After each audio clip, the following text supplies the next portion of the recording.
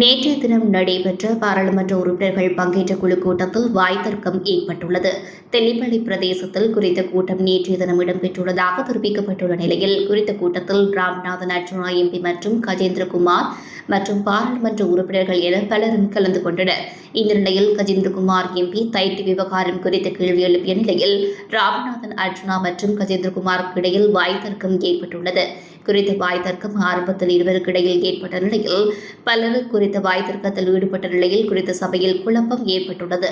இது தொடர்பான காணொலி காட்சிகள் சமூக வலைதளங்களில் வெளியாகி ராமநாதன் அர்ச்சனா மற்றும் கஜேந்திரகுமாருக்கு இடையிலான எதிர்ப்பலைகளை ஏற்படுத்தி வருகின்றமை குறிப்பிடத்தக்கது.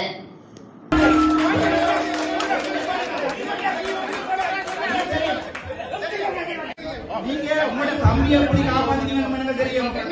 போய்